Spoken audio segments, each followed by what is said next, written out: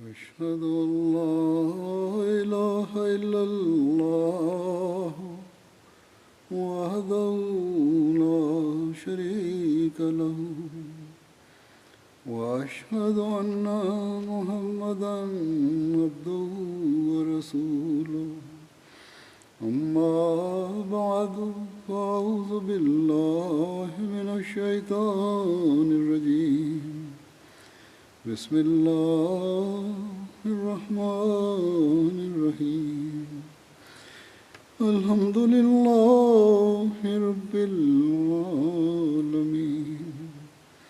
الرحمن الرحيم مالك يوم الدين إياك نعبد وإياك نستعين اهدنا الصراط المستقيم صراط الذين أنعمت عليهم غير المغضوب عليهم ولا الضالين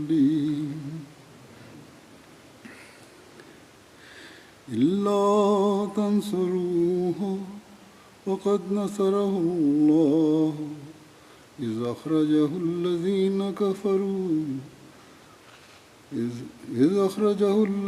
كفروا ثاني اثنين إذ هما في الغار إذ يقول لصاحبه لا تحزن إن الله معنا وأنزل الله سكينته عليه وأيده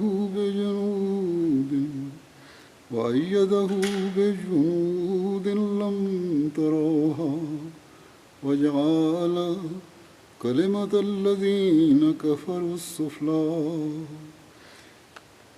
وجعل كلمة الذين كفروا السفلى وكلمة الله هي العليا وكلمة الله هي العليا والله عزيز حكيم. گزشتہ خطبے میں حضرت ابوبکر کے غار ثور کے واقعے کا ذکر چل رہا تھا. اس واقعہ کے حوالے سے جو غار ثور میں دشمن کے پہنچ جانے کا ہے، یہ آیت جو ہے قرآن کریم میں، اس میں اللہ تعالیٰ فرماتا ہے، اس کا ترجمہ یہ ہے کہ اگر تم اس رسول کی مدد نہ بھی کرو تو اللہ پہلے بھی اس کی مدد کر چکا ہے، جب اسے ان لوگوں نے جنہوں نے کفر کیا وطن سے نکال دیا تھا، اس حال میں کہ وہ دو میں سے ایک تھا، جب وہ دونوں غار میں تھے اور وہ اپنے ساتھی سے کہہ رہا تھا کہ غم نہ کر، یقیناً اللہ ہمارے ساتھ ہے. بس اللہ نے اس پر اپنی سکینت نازل کی اور اس کی ایسے لشکروں سے مدد کی جن کو تم نے کبھی نہیں دیکھا، اور اس نے ان لوگوں کی بات نیچے کر دکھائی جنہوں نے کفر کیا تھا، اور بات اللہ ہی کی غالب ہوتی ہے، اور اللہ کامل غلبے والا اور بہت حکمت والا ہے.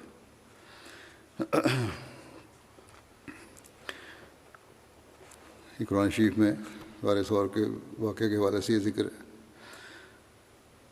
کفار مکہ غار کے دہانے پر کھڑے باتیں کر رہے تھے کہ حضرت ابوبکر انہیں سن کر گھبرا گئے کہ اگر نبی اکرم صلی اللہ علیہ وسلم کو یہاں پکڑ لیا گیا تو کیا بنے گا. سارا اسلام تو گویا اسی ذات سے بابرکات کا وجود تھا. نبی اکرم صلی اللہ علیہ وسلم کے متعلق اس گھبراہٹ کو جب آپ نے دیکھا، آپ صلی اللہ علیہ وسلم نے جب دیکھا کہ حضرت ابوبکر کی نئی گھبراہٹ پیدا ہو رہی ہے، حضرت صلی اللہ علیہ وسلم نے فرمایا لا تحزن ان اللہ معنا، غم نہ کرو ابوبکر، لیکن ہمارا خدا ہمارے ساتھ ہے. حضور صلی اللہ علیہ وسلم کا پیچھا کرتے ہوئے جب وہ لوگ غار ثور کے پہاڑ کے پاس پہنچے تو سراغ رساں نے کہا مجھے پتہ نہیں چل رہا کہ اس کے بعد ان دونوں نے کہاں اپنے قدم رکھے ہیں. اور جب وہ غار کے قریب ہو گئے تو سراغ رساں نے کہا کہ اللہ کی قسم جس کی تلاش میں تم لوگ آئے ہو وہ یہاں سے آگے نہیں گیا. غار کے دہانے پر اس سراغ رساں نے جب یہ ساری بات کی اور کسی نے چاہا بھی کہ غار کے اندر جھانک کر دیکھا جائے تو امیہ بن خلف نے تلخ اور بے پرواہی کے انداز میں کہا کہ یہ جالا اور درخت تو میں محمد کی پیدائش سے پہلے یہاں دیکھ رہا ہوں صلی اللہ علیہ وسلم، تم لوگوں کا دماغ چل گیا، وہ یہاں کہاں ہو سکتا ہے، اور یہاں سے چلو کسی اور جگہ اس کی تلاش کریں۔ اور یہ کہتے ہوئے سب لوگ وہاں سے واپس چلے آئے۔ مرزا بشیر احمد صاحب نے سید خاتم النبیین میں قریش مکہ کے اعلان اور نبی کریم صلی اللہ علیہ وسلم کو پیچھا کرنے کے بارے میں جو فکر فرمایا وہ اس طرح ہے کہ انہوں نے عام اعلان کیا کہ جو کوئی بھی محمد صلی اللہ علیہ وسلم کو زندہ یا مردہ پکڑ کر لائے گا اس کو 100 اونٹ انعام دیے جائیں گے۔ چنانچہ کئی لوگ انعام کی طمع میں مکے کے چاروں طرف ادھر ادھر نکل گئے۔ خود رؤسائے قریش بھی سراغ لیتے لیتے آپ کے پیچھے نکلے اور عین غار ثور کے منہ پر جا پہنچے۔ یہاں پہنچ کر ان کو سراغ رساں نے کہا کہ بس سراغ اس سے آگے نہیں چلتا، اس لیے یا تو محمد یہیں کہیں پاس ہی چھپا ہوا ہے صلی اللہ علیہ وسلم، یا پھر آسمان پر اڑ گیا۔ کسی نے کہا کوئی شخص ذرا اس غار کے اندر جا کر دیکھ بھی آئے، مگر ایک اور شخص بولا کہ واہ یہ بھی کوئی عقل کی بات ہے، بھلا کوئی شخص اس غار میں جا کر چھپ سکتا ہے؟ یہ ایک نہایت تاریک و تار اور خطرناک جگہ ہے اور ہم ہمیشہ سے اسے اسی طرح دیکھتے آئے ہیں۔ یہ بھی روایت آتی ہے کہ غار کے منہ پر جو درخت تھا اس پر آپ کے اندر تشریف لے جانے کے بعد مکڑی نے جالا تن دیا تھا اور عین منہ کے سامنے کی شاخ پر ایک کبوتری نے گھونسلہ بنا کر انڈے دے دیے تھے۔ مرزا بشیر احمد صاحب کے خیال میں یہ روایت تو کمزور ہے، لیکن اگر ایسا ہوا بھی ہو تو ہرگز تعجب کی بات نہیں۔ کمزور روایت ہے لیکن تعجب والی بات کوئی نہیں ہے، کیونکہ مکڑی بعض اوقات چند منٹ میں ایک وسیع جگہ پر جالا تن دیتی ہے اور کبوتری کو بھی گھونسلہ تیار کرنے اور انڈے دینے میں کوئی دیر نہیں لگتی۔ اس لیے اگر خدا تعالیٰ نے اپنے رسول کی حفاظت کے لیے ایسا تصرف فرمایا ہو تو ہرگز بعید نہیں ہے، بلکہ اس وقت کے لحاظ سے ایسا ہونا بالکل قرینہ قیاس ہے۔ بہرحال قریش میں سے کوئی شخص آگے نہیں بڑھا اور یہیں سے سب لوگ واپس چلے گئے۔ روایت آتی ہے، آگے لکھتے ہیں کہ روایت آتی ہے قریش اس قدر قریب پہنچ گئے تھے کہ ان کے پاؤں غار کے اندر سے نظر آتے تھے اور ان کی آواز سنائی دیتی تھی۔ اس موقع پر حضرت ابوبکر نے گھبرا کر مگر آہستہ سے حضرت صلی اللہ علیہ وسلم سے عرض کیا کہ یا رسول اللہ، قریش اتنے قریب ہیں کہ ان کے پاؤں نظر آ رہے ہیں، اور اگر وہ ذرا آگے ہو کر جھانکیں تو ہمیں دیکھ سکتے ہیں۔ آپ صلی اللہ علیہ وسلم نے فرمایا لا تحزن ان اللہ معنا، یقین ہرگز کوئی فکر نہ کر، اللہ ہمارے ساتھ ہے۔ پھر فرمایا وما ظنک یا ابا بکر باثنین اللہ وثالثہما، یعنی اے ابو بکر تم ان 2 شخصوں کے متعلق کیا گمان کرتے ہو جن کے ساتھ تیسرا خدا ہے۔ ایک اور روایت میں آتا ہے کہ جب قریش غار کے منہ کے پاس پہنچے تو حضرت ابوبکر سخت گھبرا گئے۔ حضرت صلی اللہ علیہ وسلم نے ان کی گھبراہٹ کو دیکھا تو تسلی دی کہ کوئی فکر کی بات نہیں ہے۔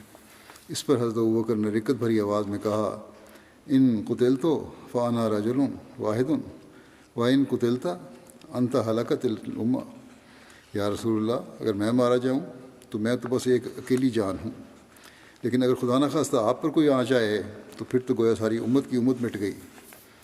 اس پر آپ نے خدا تعالیٰ سے الہام پا کر یہ الفاظ فرمائے کہ لا تحزن ان اللہ معنا، یعنی اے ابوبکر ہرگز کوئی فکر نہ کرو کیونکہ خدا ہمارے ساتھ ہے اور ہم دونوں اس کی حفاظت میں ہیں۔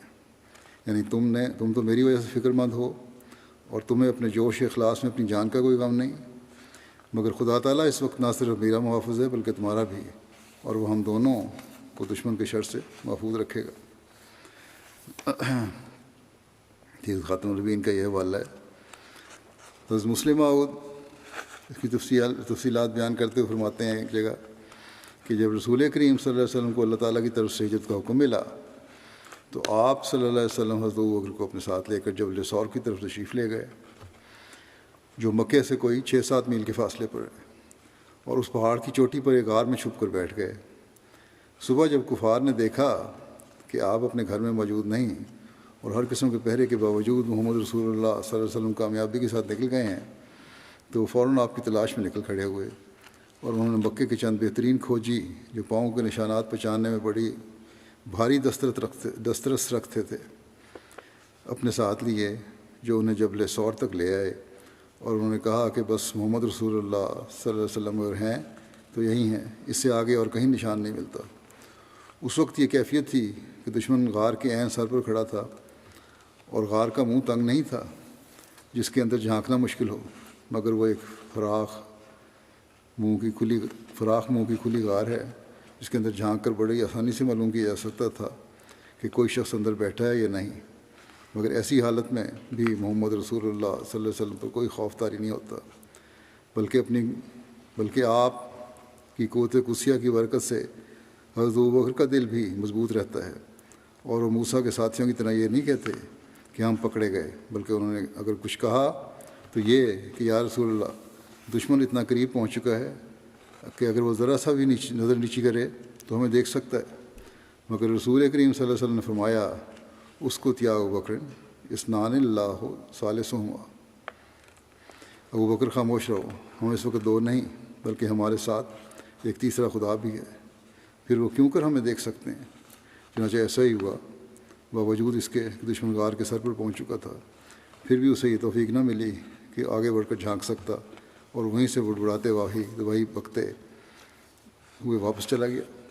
غرض اس واقعہ کا ایک پہلو یہ ہے کہ موسیٰ کے ساتھیوں نے گھبرا کر یہ کہا کہ اے موسیٰ ہم پکڑے گئے، گویا انہوں نے اپنے ساتھ موسیٰ کو بھی لپیٹ لیا اور خیال کیا کہ اب ہم سب فرعون کی گرفت میں آنے والے ہیں، مگر محمد رسول اللہ صلی اللہ علیہ وسلم کے توکل نے آپ صلی اللہ علیہ وسلم کے ساتھی پر بھی ایسا اثر ڈالا کہ اس کی زبان سے بھی یہ الفاظ نہ نکلے کہ ہم پکڑے گئے۔ اس نے کہا تو صرف یہ کہ دشمن اتنا قریب آ چکا ہے کہ اگر ہمیں دیکھنا چاہے تو دیکھ سکتا ہے، مگر محمد رسول اللہ صلی اللہ علیہ وسلم نے اس وہمہ کو بھی برداشت نہ کیا اور فرمایا کہ ایسا خیال بھی مت کرو، ہم اس وقت دو نہیں بلکہ ہمارے ساتھ ایک اور بھی ہستی ہے اور وہ ہمارا خدا ہے۔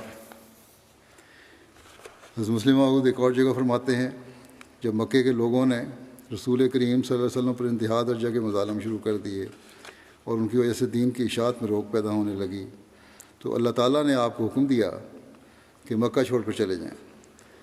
آپ کے ساتھ حضرت ابوبکر بھی مکہ چھوڑنے کے تیار ہو گئے۔ اس سے پہلے کئی دفعہ انہیں جانے کے لیے کہا گیا، مگر آپ رسول کریم صلی اللہ علیہ وسلم کو چھوڑ کر جانے کے لیے تیار نہ ہوئے۔ جب رسول کریم صلی اللہ علیہ وسلم جانے لگے تو حضرت ابوبکر کو بھی آپ نے ساتھ لے لیا۔ جب آپ رات کے وقت روانہ ہوئے تو ایک جگہ جو میں نے حضرت مسلم موعود کہتے ہیں یہ جگہ جو میں نے بھی دیکھی ہے حج کے دوران، پہاڑ میں معمولی سی غار ہے جس کا منہ 2-3 گز چوڑا ہوگا، اس میں جا کر ٹھہر گئے۔ جب مکے کے لوگوں کو پتہ لگا کہ آپ چلے گئے ہیں تو انہوں نے آپ کا تعاقب کیا۔ عرب میں بڑے بڑے ماہر کھوجی ہوا کرتے تھے، ان کی مدد سے تعاقب کرنے والے عین اس مقام پر پہنچ گئے جہاں رسول کریم صلی اللہ علیہ وسلم اور حضرت ابوبکر بیٹھے تھے۔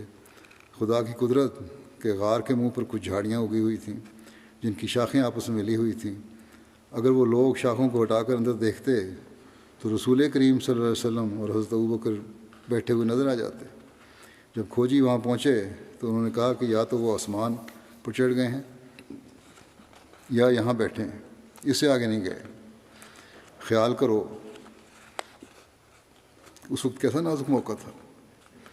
اس وقت حضرت ابوبکر گھبرائے، مگر اپنی ذات کے لیے نہیں بلکہ رسول کریم صلی اللہ علیہ وسلم کے لیے۔ اس وقت رسول کریم صلی اللہ علیہ وسلم نے فرمایا لا تحزن ان اللہ معنا، گھبراتے کیوں، خدا تعالیٰ ہمارے ساتھ ہے۔ اگر رسول کریم صلی اللہ علیہ وسلم خدا تعالیٰ کو اپنی ذات میں نہ دیکھتے تو کس طرح ممکن تھا کہ ایسے نازک وقت میں گھبرا نہ جاتے۔ قوی سے قوی دل گردے کا انسان بھی دشمن سے عین سر پر آ جانے سے گھبرا جاتا ہے، مگر رسول کریم صلی اللہ علیہ وسلم کے بالکل قریب بلکہ سر پر آپ کے دشمن کھڑے تھے، اور دشمن بھی وہ جو 13 سال سے آپ کی جان لینے کے درپے تھے، اور جنہیں کھوجی یہ کہہ رہے تھے کہ یا تو وہ آسمان پر چڑھ گیا ہے یا یہاں بیٹھے ہیں، اس جگہ سے آگے نہیں گئے۔ اس وقت رسول کریم صلی اللہ علیہ وسلم فرماتے ہیں لا تحزن ان اللہ معنا، خدا تعالیٰ ہمارے ساتھ ہے، تمہیں گھبرانے کی کیا ضرورت ہے۔ یہ خدا تعالیٰ کا عرفان ہی تھا جس کی وجہ سے آپ صلی اللہ علیہ وسلم نے یہ کہا آپ صلی اللہ علیہ وسلم خدا تعالیٰ کو اپنے اندر دیکھتے تھے اور سمجھتے تھے کہ میری ہلاکت سے خدا تعالیٰ کے عرفان کی ہلاکت ہو جائے گی، اس لیے کوئی مجھے ہلاک نہیں کر سکتا۔ حضرت مسیح علیہ السلام فرماتے ہیں، حضرت عیسیٰ علیہ السلام نے اپنی رفاقت کے لیے صرف ایک ہی شخص اختیار کیا تھا، یعنی دوما کو، جیسا کہ ہمارے نبی صلی اللہ علیہ وسلم نے مدینہ کی طرف ہجرت کرنے کے وقت صرف حضرت ابوبکر کو اختیار کیا تھا، کیونکہ سلطنت رومی حضرت عیسیٰ کو باغی قرار دے چکی تھی اور اسی جرم سے پیلاطس قیصر کے حکم سے قتل کیا گیا تھا، کیونکہ وہ درپردہ حضرت عیسیٰ کا حامی تھا اور اس کی عورت بھی حضرت عیسیٰ کی مرید تھی۔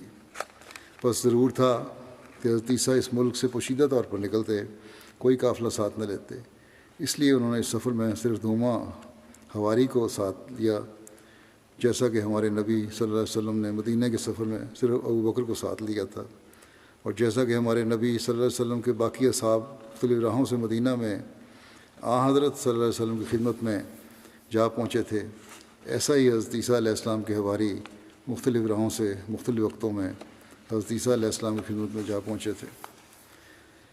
پھر ایک جگہ حضرت مسیح علیہ السلام فرماتے ہیں کہ حضرت ابوبکر صدیق رضی اللہ عنہ کا صدق اس مصیبت کے وقت ظاہر ہوا جب حضرت صلی اللہ علیہ وسلم کا محاصرہ کیا گیا۔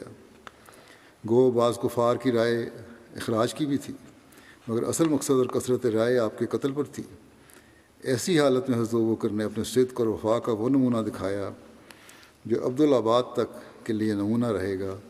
اس مصیبت کی گھڑی میں حضرت صلی اللہ علیہ وسلم کا یہ انتخاب ہی حضرت ابوبکر صدیق رضی اللہ عنہ کی صداقت اور اعلیٰ وفاداری کی ایک زبردست دلیل ہے۔ یہی حال حضرت صلی اللہ علیہ وسلم کے انتخاب کا تھا۔ اس وقت آپ کے پاس 70-80 صحابہ موجود تھے، جن میں حضرت علی رضی اللہ عنہ بھی تھے، مگر ان سب میں سے آپ نے اپنی رفاقت کے لیے حضرت ابوبکر رضی اللہ عنہ کو ہی انتخاب کیا۔ اس میں سر کیا ہے؟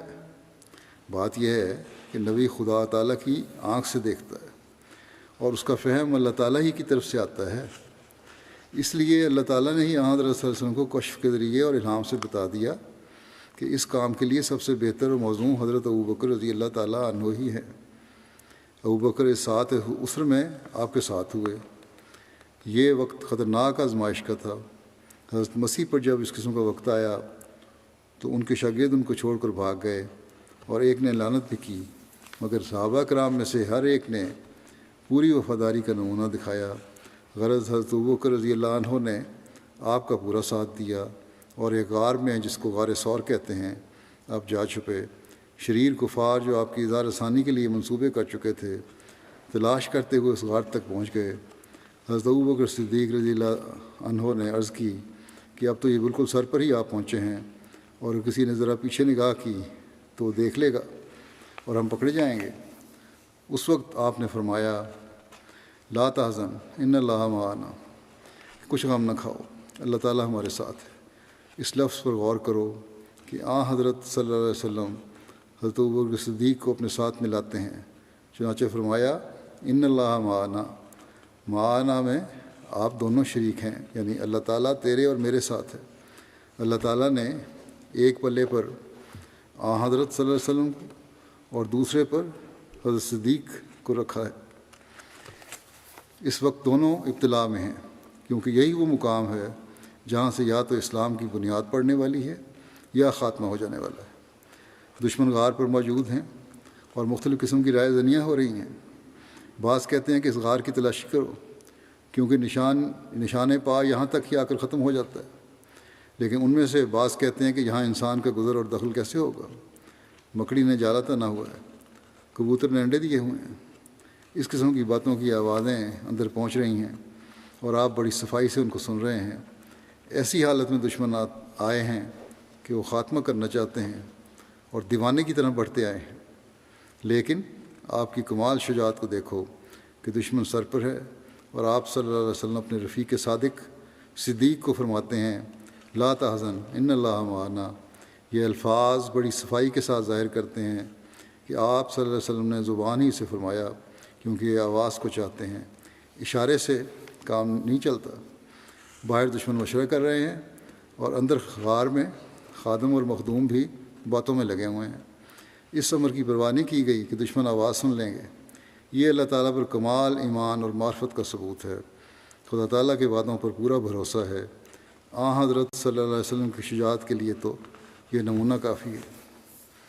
پھر حضرت مسلم علیہ السلام فرماتے ہیں ایک اور مقام پر کہ اللہ جل شانہ نے اپنے نبی معصوم کے محفوظ رکھنے کے لیے یہ خارق عادت دکھلایا کہ باوجود کہ مخالفین اس غار تک پہنچ گئے تھے جس میں حضرت صلی اللہ علیہ وسلم ماں اپنے رفیق کے مخفی تھے، مگر وہ حضرت صلی اللہ علیہ وسلم کو دیکھ نہ سکے، کیونکہ خدائے تعالیٰ نے ایک کبوتر کا جوڑا بھیج دیا جس نے اسی رات غار کے دروازے پر آشیانہ بنا دیا اور انڈے بھی دے دیے، اور اسی طرح اذن الہی سے عنکبوت نے اس غار پر اپنا گھر بنا دیا، جس سے مخالف لوگ دھوکے میں پڑ کر ناکام واپس چلے گئے۔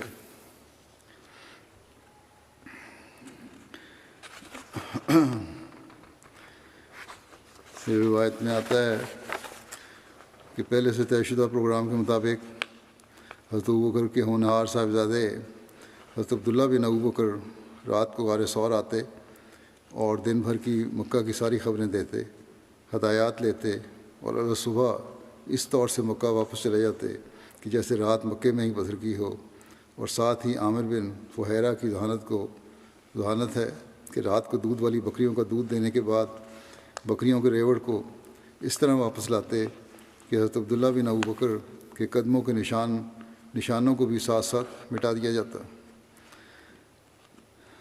بعض سیرت نگاروں نے تو یہ بھی بیان کیا ہے کہ حضرت اسماء روزانہ کھانا لے کر آیا کرتی تھیں، لیکن یہ جو ہے بعید القیاس بات ہے، صحیح رائے ہے بعضوں کی کہ اس خطرے کے عالم میں ایک خاتون کا روزانہ ادھر آنا راز فاش کرنے کے مترادف ہے، اور جب کہ عبداللہ بن ابوبکر روزانہ آ رہے تھے تو پھر حضرت اسماء کے کھانا لانے کی کیا ضرورت ہو سکتی تھی؟ بہرحال اللہ بہتر جانتا ہے۔ لیکن 3 دن اسی طرح گزر گئے۔ مکے والے جب قریبی جگہوں کی تلاش سے فارغ ہو کر ناکام ہو گئے تو انہوں نے باہم مشاورت سے ایک بہت بڑے انعام کا اعلان کرتے ہوئے ارد گرد کی بستیوں میں ڈھنڈورچی بھیج دیے، جو اعلان کر رہے تھے کہ محمد صلی اللہ علیہ وسلم کو زندہ یا مردہ لانے کی صورت میں 100 اونٹ انعام دیا جائے گا۔ اتنے بڑے انعام کے لالچ نے کئی لوگوں کو حضرت صلی اللہ علیہ وسلم کی تلاش کے لیے پھر سے تازہ دم کر دیا۔ دوسری طرف 3 دن مکمل ہونے پر حسب وعدہ عبداللہ بن اریقت اونٹ لے کر آ گیا۔ صحیح بخاری کی ایک روایت میں یہ ذکر ہے کہ عبداللہ بن اریقت سے یہ وعدہ ٹھہرایا گیا تھا کہ وہ 3 دن کے بعد صبح کے وقت اونٹ لے پہنچے گا۔ اس روایت سے یہ تاثر ملتا ہے کہ غار ثور سے مدینہ کی طرف روانگی صبح کے وقت شروع ہوئی تھی، مگر بخاری کی دوسری روایت میں یہ بذات موجود ہے کہ سفر رات کے وقت شروع ہوا تھا۔ حضرت مرزا بشیر احمد صاحب نے عبداللہ بن اریقت کا ذکر کرتے ہوئے لکھا ہے کہ حضرت صلی اللہ علیہ وسلم حضرت ابوبکر نے اسے پہلے سے اپنی اونٹنیاں سپرد کر رکھی تھیں اور سمجھا رکھا تھا کہ 3 رات کے بعد تیسرے دن کی صبح اونٹنیاں لے کر غار ثور میں پہنچ جائے۔ چنانچہ وہ حسب قرارداد پہنچ گیا۔ یہ بخاری کی مشہور روایت ہے، مگر مورخین لکھتے ہیں کہ حضرت صلی اللہ علیہ وسلم رات کو روانہ ہوئے تھے، اور خود بخاری کی ہی ایک دوسری روایت میں اس کی تصدیق پائی جاتی ہے، اور قرینِ قیاس بھی یہی ہے کہ آپ صلی اللہ علیہ وسلم رات کو روانہ ہوئے ہوں۔ رسول کریم صلی اللہ علیہ وسلم پیر کی رات 1 ربیع الاول کو غار سے نکل کر روانہ ہوئے۔ ابن سعد کے مطابق آپ ربیع الاول کی 4 تاریخ کو پیر کی رات غار سے روانہ ہوئے۔ پہلی تاریخ الخمیس کی روایت ہے۔ صحیح بخاری کے شارح علامہ ابن حجر اسقلانی لکھتے ہیں کہ امام حاکم نے کہا کہ اس بارے میں متواتر آ رہا ہے کہ حضور صلی اللہ علیہ وسلم کو مکے سے نکلنا پیر کے دن تھا اور مدینہ میں داخل ہونا بھی پیر کے دن تھا، سوائے محمد بن موسیٰ خوارزمی کے، جس نے کہا کہ حضرت صلی اللہ علیہ وسلم مکے سے جمعرات کے روز نکلے۔ علامہ ابن حجر ان روایات میں تطبیق کرتے ہوئے لکھتے ہیں کہ رسول کریم صلی اللہ علیہ وسلم مکے سے تو جمعرات کو نکلے تھے، اور غار میں جمعہ، ہفتہ اور اتوار 3 راتیں قیام کرنے کے بعد پیر کی رات کو مدینے کے لیے روانہ ہوئے۔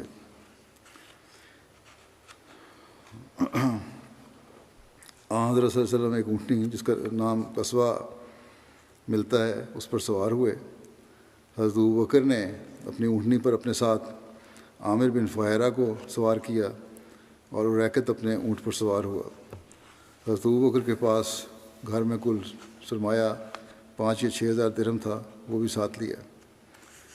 بعض روایت کے مطابق عامر بن فہیرہ اور حضرت اسماء کھانا لے کر آ گئیں اور جس میں بکری کا بھنا ہوا گوشت تھا، لیکن یہاں پہنچ کر خیال آیا کہ کھانا اور مشکیزہ باندھنے کے لیے کوئی کپڑا وغیرہ نہیں ہے، تو حضرت اسماء نے اپنا نطاق کھول کر 2 حصے کیے، ایک سے کھانا اور ایک سے مشکیزے کا منہ باندھا۔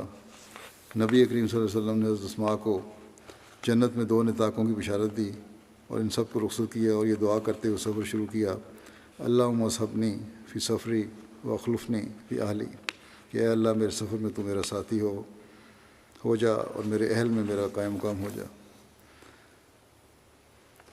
جیسا کہ پہلے ذکر ہو چکا ہے کہ نطاق سے کھانا باندھنے کا واقعہ حضرت ابوبکر کے گھر سے چلتے وقت ہوا تھا، لیکن بہرحال یہاں بھی یہ ذکر ملتا ہے، 2 مواقع پر یہ ذکر ملتا ہے تاریخ میں۔ بعض کے نزدیک اس وقت جب نبی کریم صلی اللہ علیہ وسلم ہجرت کے لیے مکے میں حضرت ابوبکر کے گھر سے غار ثور کے لیے روانہ ہو رہے تھے، اور بعض کے نزدیک اس وقت جب نبی کریم صلی اللہ علیہ وسلم غار ثور سے مدینہ کے لیے روانہ ہو رہے تھے۔ تو بہرحال یہ دونوں ذکر ملتے ہیں، لیکن بخاری میں حضرت عائشہ رضی اللہ عنہا نے سفر ہجرت کی جو تفصیل بیان فرمائی ہے، اس روایت کے تسلسل سے یہی تاثر ملتا ہے کہ یہ حضرت ابوبکر کے گھر سے روانگی کا واقعہ ہے، لہذا بخاری کی روایت کو ترجیح دینا زیادہ مناسب ہوگا، کیونکہ اول تو غار ثور کے قیام کو جس طرح خفیہ رکھا گیا تھا، وہاں حضرت اسماء کا کھانا لے کر جانا محل نظر ہو سکتا ہے، جبکہ حضرت عبداللہ بن ابوبکر اور حضرت عامر بن فہیرہ یہ دونوں مرد روزانہ چھپ کر جا رہے تھے، تو پھر ایک خاتون کا جانا حفاظت اور احتیاط کے تقاضوں کے منافی نظر آتا ہے۔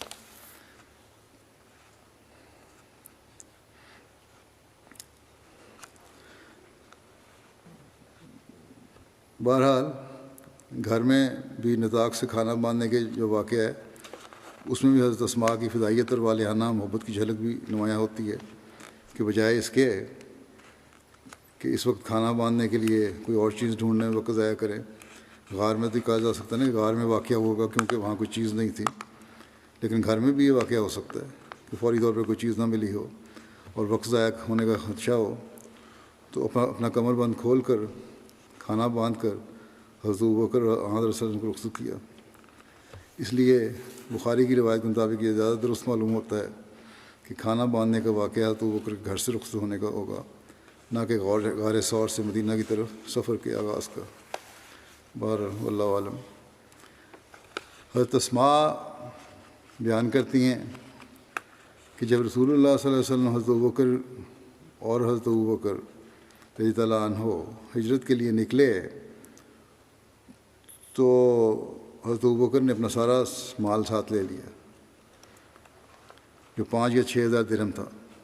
آپ بیان کرتی ہیں کہ ہمارے دادا ابو قحافہ ہمارے پاس آئے، اس وقت ان کی بینائی جا چکی تھی۔ انہوں نے کہا اللہ کی قسم میرا خیال ہے کہ وہ یعنی حضرت ابوبکر اپنی ذات کے ساتھ ساتھ اپنے مال کے ذریعے بھی تم لوگوں کو مصیبت میں ڈال گیا۔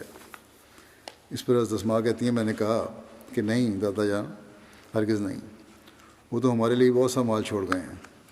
آپ فرماتی ہیں کہ میں نے کچھ پتھر لیے اور ان کو گھر کے اس روشن دان میں رکھ دیا جہاں میرے والد مال رکھا کرتے تھے، اور پھر میں نے ان پر کپڑا ڈال دیا اور اپنے دادا کا ہاتھ پکڑ کر میں نے کہا دادا جان اس مال پر اپنا ہاتھ تو رکھیں۔ بس انہوں نے اس پر اپنا ہاتھ رکھا اور کہا کوئی حرج نہیں، اگر وہ تمہارے لیے اتنا کچھ چھوڑ کر گیا ہے تو پھر اس نے اچھا کیا ہے۔ حضرت اسماء فرماتی ہیں اللہ کی قسم حضرت ابوبکر ہمارے لیے کچھ بھی چھوڑ کر نہیں گئے تھے، مگر میں چاہتی تھی کہ اس بزرگ کو اس طرح اطمینان دلا سکوں۔ حضرت مرزا بشیر احمد صاحب نے لکھا ہے غار ثور سے روانگی کا ذکر کرتے ہوئے کہ غار ثور سے نکل کر آپ ایک اونٹنی پر جس کا نام بعض روایات میں القصوہ بیان ہوا ہے سوار ہو گئے، اور دوسری پر ابو بکر اور ان کا خادم عامر بن فہیرہ سوار ہوئے۔ روانہ ہوتے ہوئے آپ نے مکہ کی طرف آخری نظر ڈالی اور حسرت کے الفاظ میں فرمایا، اے مکے کی بستی، تو مجھے سب جگہوں سے زیادہ عزیز ہے، مگر تیرے لوگ مجھے یہاں رہنے نہیں دیتے۔ اس وقت حضرت ابوبکر نے کہا، ان لوگوں نے اپنے نبی کو نکالا ہے، اب یہ ضرور ہلاک ہوں گے۔ حضرت مسلمہ فرماتے ہیں کہ 2 دن اسی غار میں انتظار کرنے کے بعد پہلے سے طے کی ہوئی تجویز کے مطابق رات کے وقت غار کے پاس سواریاں پہنچائی گئیں اور 2 تیز رفتار اونٹنیوں پر محمد رسول اللہ صلی اللہ علیہ وسلم اور آپ کے ساتھی روانہ ہوئے۔ ایک اونٹنی پر محمد رسول اللہ صلی اللہ علیہ وسلم اور راستہ دکھانے والا آدمی سوار ہوا۔ یہ بھی ایک روایت میں آتا ہے کہ دونوں تھے، ایک سوار میں تھے، ایک میں یہ ہے کہ 3 اونٹنیاں تھیں بہرحال۔ اور دوسری اونٹنی پر حضرت ابوبکر اور ان کا ملازم عامر بن فہیرہ سوار ہوئے۔ مدینہ کی طرف روانہ ہونے سے پہلے رسول کریم صلی اللہ علیہ وسلم نے اپنا منہ مکے کی طرف کیا، اس مقدس شہر پر جس میں آپ پیدا ہوئے، جس میں آپ مبعوث ہوئے، اور جس میں حضرت اسماعیل علیہ السلام کے زمانے سے آپ کے آباء و اجداد رہتے چلے آئے تھے۔ آپ نے آخری نظر ڈالی اور حسرت کے ساتھ شہر کو مخاطب کرتے فرمایا، اے مکے کی بستی، تو مجھے سب جگہوں سے زیادہ عزیز ہے، مگر تیرے لوگ مجھے یہاں رہنے نہیں دیتے۔ اس وقت حضرت ابوبکر نے بھی نہایت افسوس کے ساتھ کہا، ان لوگوں نے اپنے نبی کو نکالا ہے، اب یہ ضرور ہلاک ہوں گے۔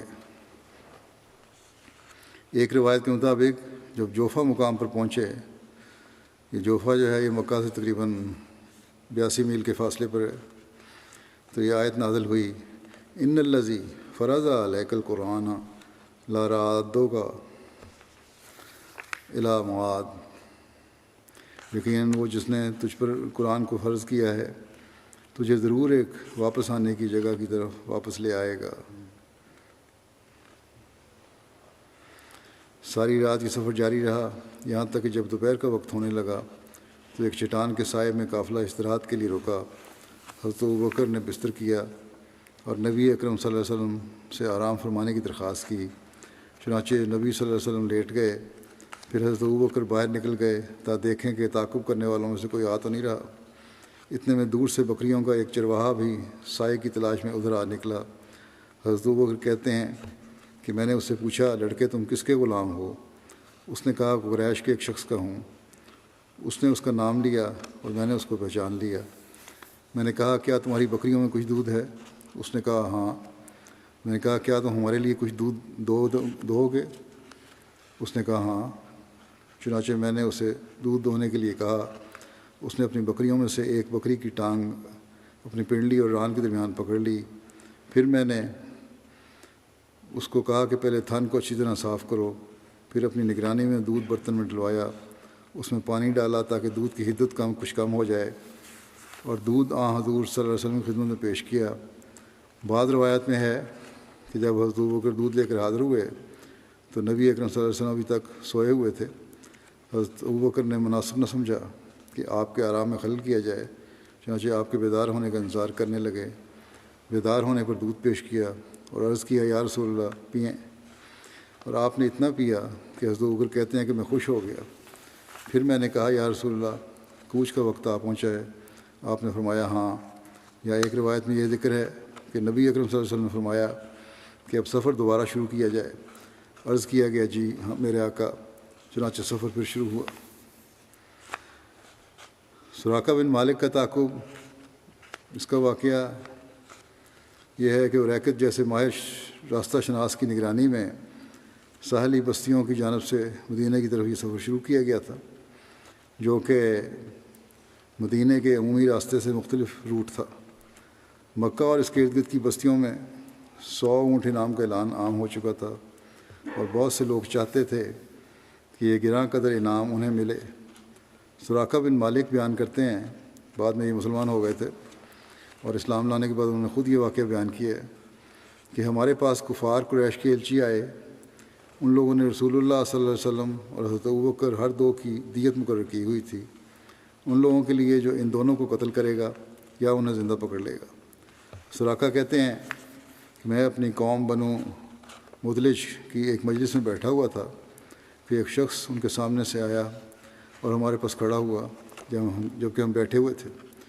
تو اس نے کہا کہ اے سراقہ، میں نے سال کی طرف کچھ سائے سے دیکھے ہیں، یا کہا کہ 3 افراد کا ایک قافلہ جاتے ہوئے دیکھا ہے، اور میرا خیال ہے کہ ہو نہ ہو یہ محمد ہی تھے. سراقہ بن مالک کہتے ہیں کہ میں جان گیا کہ واقعی یہ محمد کا ہی قافلہ ہوگا، لیکن میں نہیں چاہتا تھا کہ میرے ساتھ کوئی اور اس انعام میں شریک ہو، اس لیے میں نے فوراً موقع کی نزاکت کو سنبھالا اور اس بتانے والے کو آنکھ سے اشارہ کیا کہ وہ خاموش رہے، اور خود میں نے کہا نہیں وہ محمد کا قافلہ نہیں ہو سکتا، بلکہ جن لوگوں کا تم ذکر کر رہے ہو وہ تو ابھی ہمارے سامنے سے گزر کے گئے ہیں، وہ بنو فلاں ہیں جو اپنی گمشدہ اونٹنی کی تلاش میں جا رہے تھے. سراقہ کہتے ہیں کہ میں کچھ دیر اسی مجلس میں رہا تاکہ کسی کو شک نہ گزرے، اور پھر اپنی ایک خادمہ کو کہا کہ وہ میری فلاں تیز رفتار گھوڑی کو لے کر گھر کے پیچھے فلاں جگہ پر کھڑی ہو اور میرا انتظار کرے. اور کچھ دیر کے بعد وہ خود وہاں پہنچ گیا، اور بیان کرتے ہیں کہ میں نے فال نکالی لیکن اس سفر کے خلاف نکلی، لیکن میں نے پرواہ نہیں کی اور گھوڑی کو ایڑ لگا کر ہوا ہو گیا اور تیزی سے اس قافلے کا پیچھے کرنے لگا جو میں سمجھتا تھا کہ حضرت محمد صلی اللہ علیہ وسلم کا ہی قافلہ ہے. سراقہ کہتے ہیں کہ منزل پر منزلیں مارتے ہوئے میں جلد ہی اس قافلے کے قریب پہنچ گیا، اور ابھی کچھ ہی فاصلے پر تھا کہ میری گھوڑی نے خلاف معمول ٹھوکر کھائی کہ میں اس سے گر پڑا.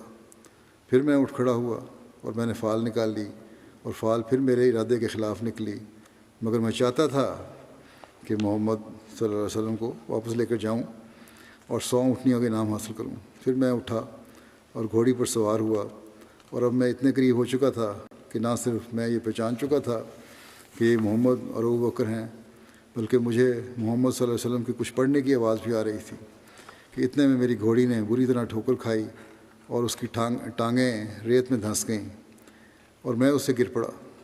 پھر میں نے گھوڑی کو ڈانٹا اور اٹھ کھڑا ہوا، یعنی برا بھلا کہا گھوڑی کو، اٹھ کھڑا ہوا اور گھوڑی اپنی ٹانگیں زمین سے نکال نہ سکتی تھی. آخر جب وہ سیدھی کھڑی ہوئی تو اس کی دونوں ٹانگوں سے گرد اٹھ کر فضا میں دھوئیں کی طرح پھیل گئی. اتنی دھنسی ہوئی تھیں کہ گرد جب ٹانگیں باہر نکالیں مٹی سے یا ریت سے تو گرد اڑی. کہتے ہیں میں نے دوبارہ تیروں سے فال نکالی تو وہی نکلا جسے میں ناپسند کرتا تھا. میں نے وہیں سے امان کی آواز لگائی اور کہا کہ میری طرف سے آپ لوگوں کو کوئی نقصان نہیں پہنچے گا. اس پر رسول اللہ صلی اللہ علیہ وسلم نے حضرت ابوبکر سے فرمایا کہ اس سے پوچھو کہ وہ کیا چاہتا ہے. اس نے کہا کہ میں سراقہ ہوں اور آپ لوگوں سے بات کرنا چاہتا ہوں. اس پر وہ رک گئے. سراقہ بتانے لگا کہ مکہ والوں نے ان کے زندہ یا مردہ پکڑے جانے پر 100 اونٹ انعام مقرر کیا ہے، اور میں اسی لالچ میں آپ کا تعاقب کرتے ہوئے آیا ہوں، لیکن جو کچھ میرے ساتھ ہوا ہے اس سے میں اس یقین پر قائم ہوں کہ میرا تعاقب درست نہیں ہے. اس نے نبی اکرم صلی اللہ علیہ وسلم کی خدمت میں آزاد راہ وغیرہ کی پیشکش بھی کی، لیکن آپ صلی اللہ علیہ وسلم نے قبول نہ فرمایا، بس یہ کہا کہ ہمارے بارے میں کسی کو نہ بتانا. اس نے یہ وعدہ کیا اور ساتھ یہ بھی عرض کیا کہ مجھے یقین ہے کہ آپ ایک دن بادشاہت حاصل کر لیں گے. مجھے کوئی عہد و پیمان لکھ دیں کہ اس وقت جب میں آپ کی خدمت میں حاضر ہوں تو مجھ سے عزت و احترام سے پیش آیا جائے. بعض روایات کے مطابق اس نے امان کی تحریر کے لیے درخواست کی تھی، چنانچہ نبی اکرم صلی اللہ علیہ وسلم کے ارشاد پر اس کو وہ تحریر حضرت ابوبکر نے اور ایک روایت کے مطابق عامر بن فہیرہ نے لکھ کر دی، اور وہ یہ تحریر لے کر واپس آ گیا. یہ ابھی ذکر انشاءاللہ آئندہ بھی چلے گا. کل انشاءاللہ نیا سال بھی شروع ہو رہا ہے. اللہ تعالیٰ آنے والے سال کو افراد جماعت کے لیے میں نسل جماعت ہر لحاظ سے وہ برکت فرمائے، ہر قسم کے شر سے جماعت کو محفوظ رکھے، اور دشمن کے جو جماعت کے خلاف منصوبے ہیں ہر منصوبے کو خاک میں ملا دے. حضرت مسیح موعود علیہ السلام سے جو اللہ تعالیٰ نے وعدے کیے ہیں ان وعدوں کو ہم بھی اپنی زندگیوں میں کثرت سے پورا ہوتا ہوا دیکھیں. ہمیں اللہ تعالیٰ یہ نظارے بھی دکھائے. بس بہت دعائیں کرتے رہیں. نئے سال میں دعاؤں کے ساتھ داخل ہوں. تہجد کا بھی خاص اہتمام کریں. بعض مساجد میں ہو بھی رہا ہے، باقی جہاں نہیں ہے وہاں بھی کرنا چاہیے. انفرادی طور پر اور اجتماعی طور پر نہیں تو انفرادی طور پہ بھی اور گھروں میں بھی تہجد کی نماز ضرور خاص طور پہ ادا کرنی چاہیے، دعا کرنی چاہیے۔ اول تو یہ مستقل عادت ہونی چاہیے، لیکن کل سے جب پڑھیں یا رات سے تو اس کو بھی کوشش کریں کہ مستقل حصہ زندگیوں کا بن جائے۔ اللہ تعالیٰ اس کی توفیق بھی دے سب کو۔ یہ دعائیں بھی درود شریف اور استغفار کے علاوہ کثرت سے پڑھا کریں کہ ربنا لا تزغ قلوبنا بعد اذ ہدایتنا وہب لنا من لدنک رحمۃ انک انت الوہاب۔ اے ہمارے رب، ہمارے دلوں کو ٹیڑھا نہ ہونے دے بعد اس کے کہ تو ہمیں ہدایت دے چکا ہو، اور ہمیں اپنی طرف سے رحمت عطا کر، یقیناً تو ہی بہت عطا کرنے والا ہے۔ پھر یہ بھی دعا پڑھیں ربنا اغفر لنا ذنوبنا واسرافنا فی امرنا وثبت اقدامنا وانصرنا علی القوم الکافرین، کہ اے ہمارے رب ہمارے گناہ بخش دے اور اپنے معاملے میں ہماری زیادتی بھی، اور ہمارے قدموں کو ثبات بخش، اور ہمیں کافر قوم کے خلاف نصرت عطا کر۔ اللہ تعالیٰ اس کی توفیق دے ہر احمدی کو۔ اس وقت میں بعض جمعے کے بعد نماز کے بعد بعض جنازہ غائب بھی پڑھاؤں گا، ان کا ذکر بھی کرنا چاہتا ہوں۔ پہلا ذکر ہے مکرم ملک فاروق احمد کھوکھر صاحب کا، جو ضلع ملتان کے امیر رہے ہوئے ہیں۔ 18 دسمبر کو ان کی وفات ہوئی 80 سال کی عمر میں۔ انا للہ و انا الیہ راجعون۔ ان کے والد مکرم ملک عمر علی کھوکھر صاحب تھے، جو رئیس ملتان کہلاتے تھے، اور والدہ سیدہ نصرت جہاں بیگم صاحبہ سیدہ بیگم کے نام سے جانی جاتی تھیں۔ حضرت میر محمد اسحاق صاحب کی بیٹی تھیں۔ حضرت ملک عمر علی صاحب نے احمدیت قبول کی تھی اپنی جوانی میں، حضرت خلیفہ ثانی کے دور میں قادیان جا کر انہوں نے بیعت کی سعادت حاصل کی تھی۔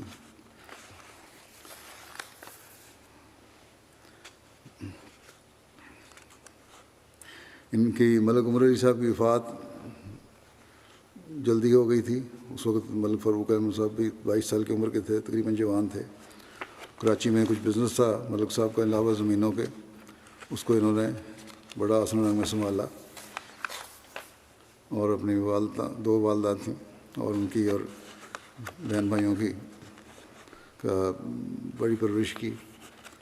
ملک فاروق کھوکھر صاحب لمبا عرصہ قائد ضلع ملتان، قائد مجلس خدام الاحمدیہ ضلع ملتان، اور پھر قائد علاقہ ملتان کی حیثیت سے کام کرتے رہے۔ 1980 سے 85 تک بطور امیر ضلع ملتان کی خدمت کی توفیق پائی۔ اس دوران میں آپ امیر شہر ملتان بھی خدمت کی توفیق پاتے رہے۔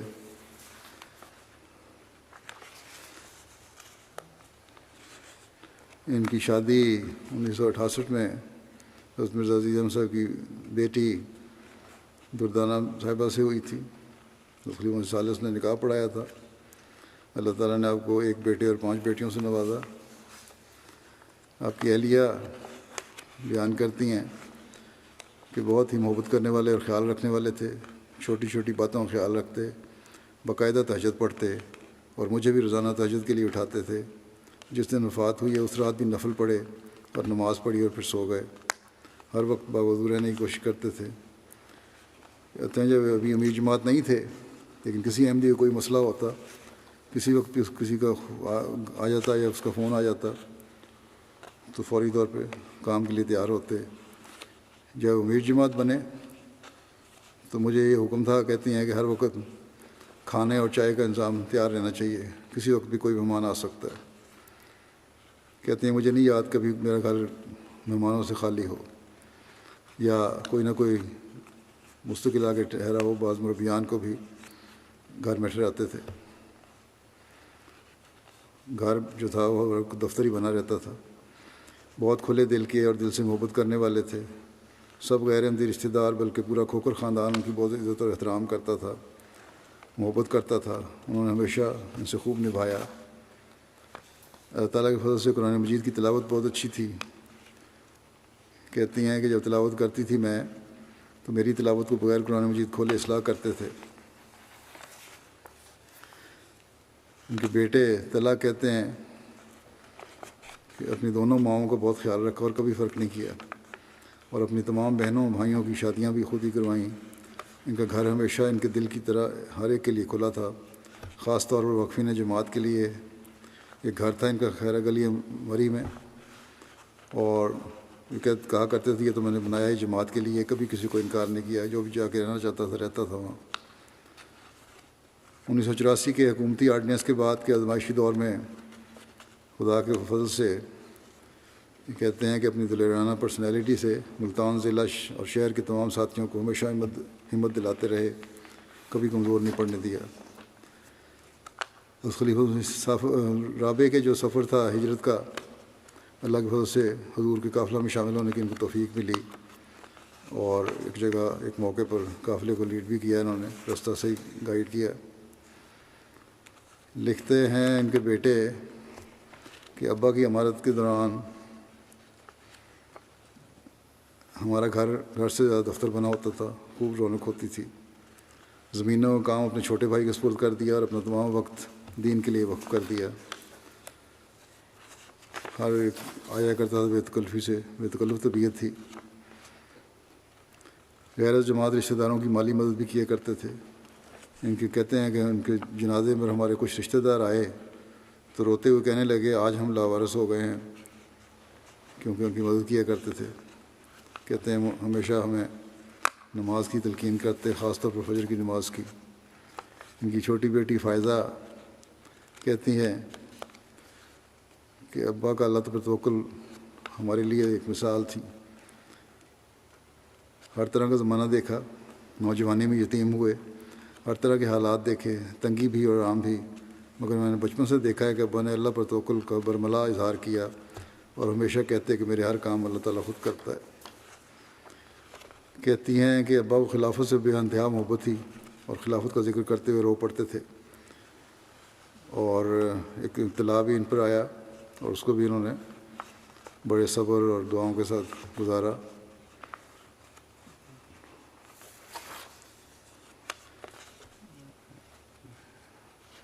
ان کے چھوٹے بھائی ملک طارق علی کھوکر جو دوسری والدہ سے تھے، وہ کہتے ہیں کہ میری عمر 9 سال تھی جب میرے والد فوت ہوئے، اور یہ بھائی جان جو تھے میرے بڑے بھائی ملک فاروق، یہ 22 سال کے نوجوان تھے، لیکن انہوں نے ہمیں باپ کی طرح سنبھال لیا، اور تمام عمر مجھے کبھی باپ کی کمی محسوس نہیں ہونے دی۔ غیر جماعت پھر یہ لکھتے ہیں غیر جماعت رشتہ داروں پر ان کا خاص رعب تھا، اور ان کا یہ خیال بھی بہت رکھتے تھے۔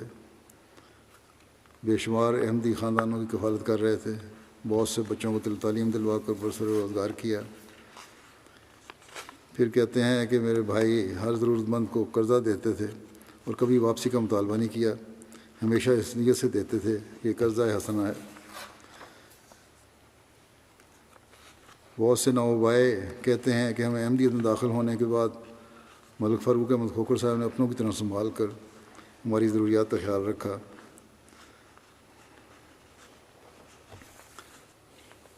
80 سال کے جب ہو گئے تھے، لیکن گزشتہ 2 سال سے کہتے ہیں ان کو فکر تھی تو یہ ہے کہ اپنی جائیداد کا حصہ ادا کر دوں، تو زیادہ تر حصہ جائیداد ادا کر دیا تھا، کچھ رہ بھی گیا، اللہ تعالیٰ بچوں کو توفیق دے کے باقی بھی ادا کر دیں۔ ان کی بہن طاہرہ کہتی ہیں، یہ بھی دوسری والدہ سے ہیں، کہ میرے بھائی نے ہمیشہ میرے ساتھ ایک شفیق باپ کی طرح سلوک کیا۔ سب سے بڑی خوبی یہ تھی کہ انہوں نے کبھی سگے اور ستیلے کی تفریق نہیں کی، سب بہن بھائیوں سے یکساں سلوک کیا، اور دونوں والداؤں کے ساتھ برابری کا سلوک کیا۔ ہمیں کبھی یہ محسوس نہیں ہونے دیا کہ ہماری مائیں علیحدہ ہیں۔ پھر یہ کہتی ہیں کہ واقعتاً میرے باپ ہی کی جگہ تھے، جس طرح خاموشی سے ایک باپ اپنی بیٹی کے دکھ اور سکھ میں کام آتا ہے، بالکل ایسا ہی ان کا میرے ساتھ تعلق تھا۔ پھر ان کی بیٹی نمود سحر کہتی ہے کہ کچھ چیزیں ابا کی زندگی میں بہت نمایاں ہیں اور بار بار یاد آتی ہیں، ان میں سب سے زیادہ ان کی مہمان نوازی اور لوگوں سے محبت کا تعلق ہے۔ پھر کہتی ہیں مہمان نوازی کا یہ حال تھا کہ گھر میں کھانا پکا ہوتا، مہمان آ جاتے، کھانے کے لیے گھر والے بیٹھے ہیں، لیکن وہی کھانا باہر مہمانوں کو چلا گیا، اور گھر والوں نے پھر انڈے تل کے گزارا کر لیا۔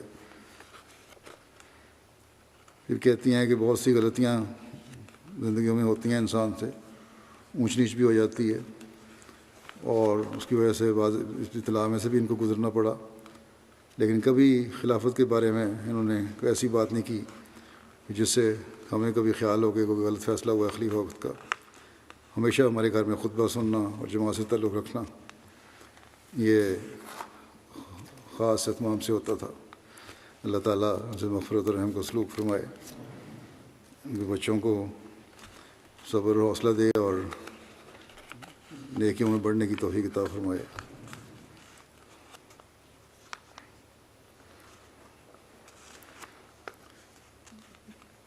اگلا ذکر ہے رحمۃ اللہ صاحب، انڈونیشیا کے ہیں یہ۔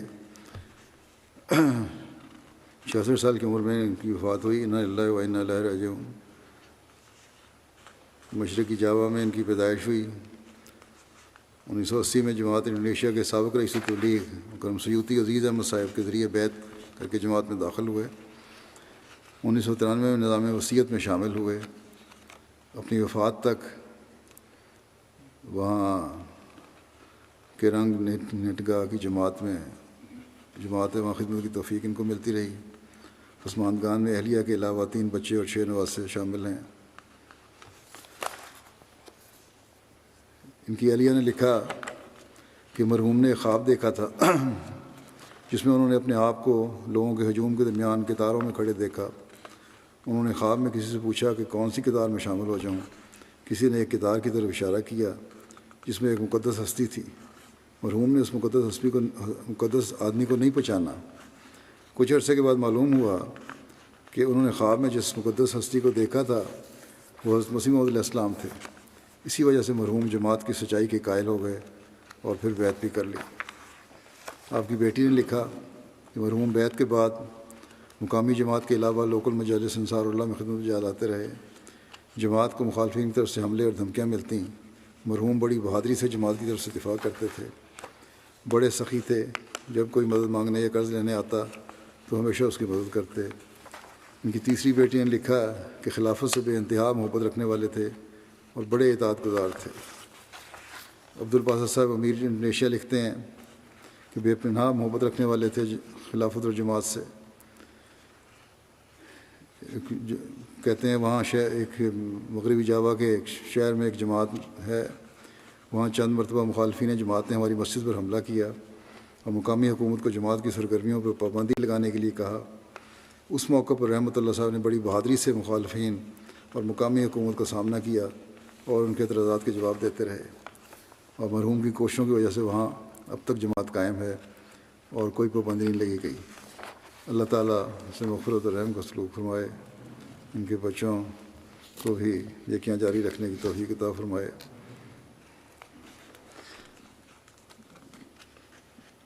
اگلا ذکر ہے الحاج عبدالحمید ٹاک صاحب جاری پورہ کشمیر کا۔ یہ 24 دسمبر کو 94 سال کی عمر میں ان کی وفات ہوئی۔ انا للہ و انا الیہ راجعون۔ اللہ تعالیٰ کے فضل سے موسی تھے۔ محمد اکرم ٹاک صاحب یاری پورہ کے بیٹے تھے جو اس علاقے کے ابتدائی احمدیوں میں سے تھے۔ مرحوم بہت نیک، نرم مزاج، ملنسار، ہر دل عزیز، سنجیدہ مزاج، خاموش طبع بزرگ تھے۔ لمبا عرصہ جماعتی خدمات کی توفیق پائی۔ صوبائی امیر جموں و کشمیر کے علاوہ ضلعی امیر اور ناظم انصار اللہ کے طور پر خدمت کی توفیق پائی۔ مقامی جماعت میں مقامی عہدوں پر خدمت بجا لاتے رہے۔ سالہ سال انجمن تحریک جدید بھارت کے آزادی ممبر اور رکن رہے۔ صوبائی امارت کے دوران 1987 میں وادی کشمیر میں 5 جماعتی اسکولوں کا قیام بھی عمل میں آیا۔ ان کے وقت میں کئی مساجد اور مشن ہاؤسز کی تعمیر کے لیے آپ نے بہت محنت کی۔ نوجوانوں کی علمی صلاحیتوں کو اجاگر کرنے اور بڑھانے کے لیے کافی کوششیں کرتے اور اس کام میں ہمیشہ پیش رہتے تھے۔ یاری پورہ کے علاقے میں ان کی سماجی خدمات کی وجہ سے لوگوں میں آپ کی بڑی عزت تھی۔ اللہ تعالیٰ مغفرت الرحم کا سلوک فرمائے ان سے کہ اللہ نسلوں کو بھی نیک اور صالح بنائے، خدمت کی توفیق دیتا رہے۔